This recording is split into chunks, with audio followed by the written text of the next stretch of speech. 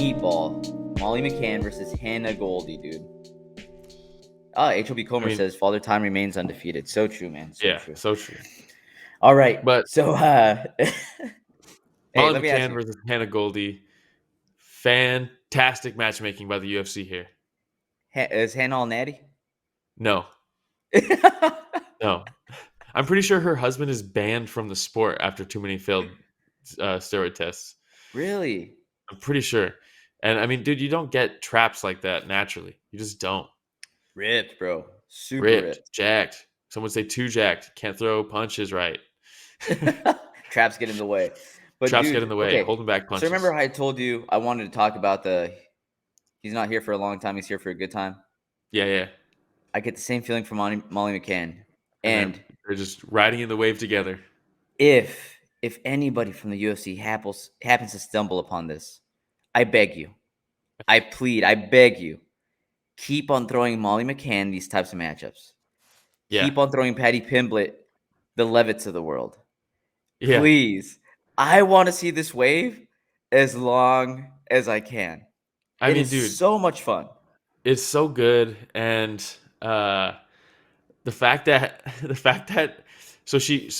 they're fighting. Decent job by Hannah in the grappling department, and I thought that was for sure her only way to win is if she can get her down and hold her down. But Molly did a good job getting separation right.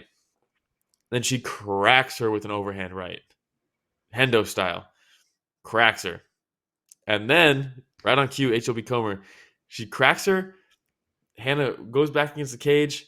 She throws the spinning elbow, just like her last knockout in London. It lands. I mean, look at that. I mean, it landed. And, it buckles her. And then the combo she threw to put her down after this elbow landed was so fast. It was just hook. And she just ate all of them and just shut off. And it just body drops. And like you said, in the post-fight interview, how good Bisping. He's like, did you really need to throw the spinning back elbow again? And she's like, have you ever seen lightning strike twice? Like, beautiful. It was perfect. Yep. I mean, man, it's a special type of person too, man. Yeah, it's a special type of person to be able to deliver in that moment in the interview like that. Because the hype, the crowd's going crazy. You just got your knockout, and to not like fumble your. I mean, she did fantastic. She's just fantastic. You know, she's money, and that's the thing, right? We don't see them, Patty Pimblett and Molly. You don't see them fumbling through their words for these interviews and stuff like this, which makes me feel like that's them. Yeah, that's just who they are. They're just being cool. Like you have like a Julian Marquez that stumbles through a few things and stuff like that, and you're like, okay, how many times did he rehearse this before he went up there? This is just Meatball Molly, and that's just Patty Pimblett, Patty the Baddie. You know, so that's why I'm like, UFC, please, just let me enjoy this wave. Just ride this wave as long as you can. You know, make them the -400 favorites every fight. I don't care. Yeah, I don't care. I don't care if they don't become champions. I don't. I'm here for knockouts. Quite honestly, I don't know if they do. Yeah, I mean, truthfully, Patty just said he just wants to make money.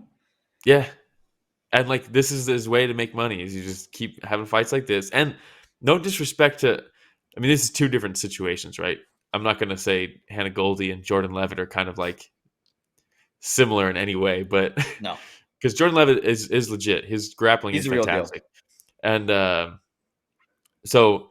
but I don't know. When you start creeping up there in the rankings, Patty is going to have some trouble.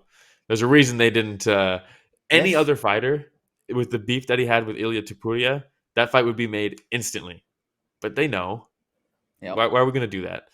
But so they know. That's what I'm saying. They know. Please. Yeah. No, we don't need no title shot. We don't need anything like that. Or if for like some random reason there's an interim title out there, and there's heavy beef between Jordan Levitt and Patty Pimblett, you're like, fuck it, interim title it is. You know, interim title it is. But that's the only way. The only way. Oh man, I just had so much fun watching those two. Molly McCann. The thing I was really impressed with her too. I don't want to just talk about her personality because she's a solid fighter also. Dude, her striking looked very good.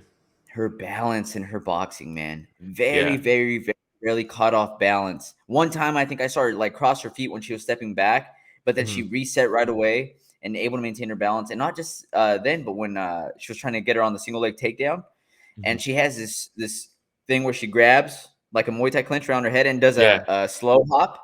Yep. Right, to move back towards the cage, and I was like, oh, she's just She's like good. pulling her towards the cage, and she's good. It's just super balanced. I love watching Molly McCann, man.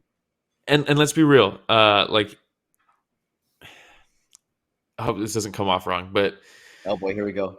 Here we go. Rich, get ready hot for take. the button. Yeah, it's a hot take. But women's MMA is still very new. MMA in general is new, but women's MMA is still very new. And you can see the difference in some fighters who have it looks like they're still getting into it. I mean, there was a fight earlier in the card that we're gonna skip over it because it's just kind of not worth talking about. And that's one of those types of fights where the striking just isn't quite there yet. Mm-hmm. Molly is there. She throws very well. Her technique is very good on her punches. Her striking in general. She's one of those female mixed martial artists that is legit. I mean, she has losses on her records for sure, but I mean, her technique is there, you know? Yeah.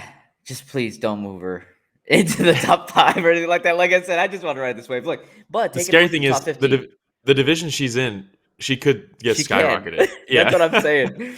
So I'm taking a look at it, right? And you have like a Tracy Cortez. Yeah.